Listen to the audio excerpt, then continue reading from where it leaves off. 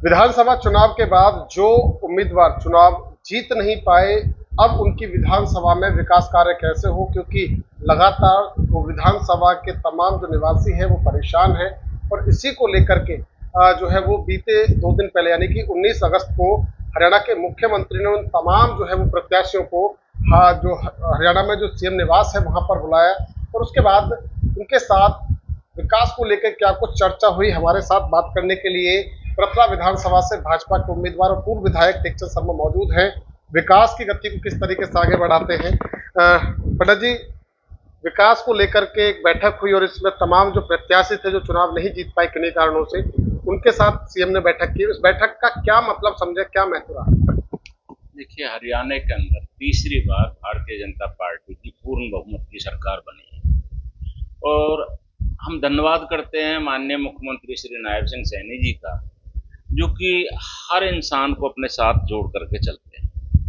अभी 19 तारीख को एक सभी 42 के 42 जो सीटें रह गई थी, उन सभी साथियों को बुलाया गया और अपने अपने विधानसभा क्षेत्र के बारे में सभी लोगों ने अपनी अपनी बातें बताई। माननीय मुख्यमंत्री जी ने कहा कि मेरे लिए 90 के 90 हल्के बराबर है। आप ये ना सोचें कि 42 हल्कों में विकास के कार्य नहीं होंगे। और उन्होंने कहा कि आप अपनी लिस्टें बना करके दीजिए, जिससे कि आपको भी उसी तरीके से विकास के मामले में अग्रणी भूमिका निभा सकें। हम जब माननीय मुख्यमंत्री जी से मैंने भी अपने क्षेत्र के बारे में कहा, बहुत सारी चीजें थी, जैसे अभी तक दयालपुर में नर्सिंग डिग्री कॉलेज है, 2015 की अनाउंसमेंट है, बने हुए भी उसे पिछली बार में उन्होंने 18 करोड़ रुपए दिए थे, आज से करीब कोई 5-6 महीने पहले। उसके बावजूद वो कंप्लीट भी हो गया। मैंने कहा जी वो बने हुए आज मतलब हो गया, इसका स्टार्ट किया जाए। इसी तरीके से हमारे यहाँ पे ITI मोहना के अंदर है, उसको भी बने हुए 4-5 साल हो गए थे, उसका भी अभी तक स्टार्ट नहीं हुआ, वो भी हमने खोला। इसके अलावा जैसे हमने गवर्नमेंट कॉलेज मोहना में बनवाया था, तो उसका रास्ता नहीं है, उस रास्ते के भी बारे में उन्होंने सारी चीजें नोट की।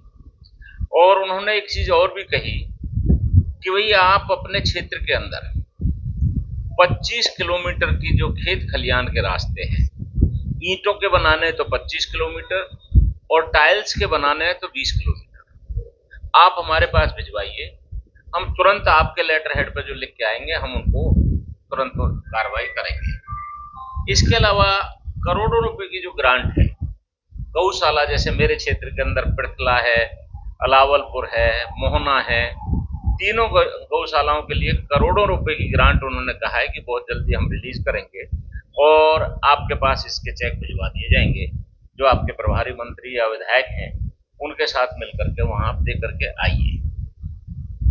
जब बातें आगे के लिए हुई तो माननीय मुख्यमंत्री जी ने कहा कि मैंने 90 के 90 हल्कों में जाऊंगा और अपनी डिमांड है जिस तरीके से हमने भी कहा जी आप पृथले के अंदर आइए, जिससे कि हम अपने क्षेत्र का विकास पूरा कर सकें, तो उन्होंने इस चीज के लिए कहा कि बहुत जल्दी पृथले का भी लेंगे और पृथले के अंदर जो विकास का माध्यम रुका हुआ था, लगता है कि वो दोबारा से स्पीड पकड़ेगा और आगे चल के पृथला के विकास जो 14 से 19 में हुए थे उसी तरीके से आगे चल के बढ़ेंगे।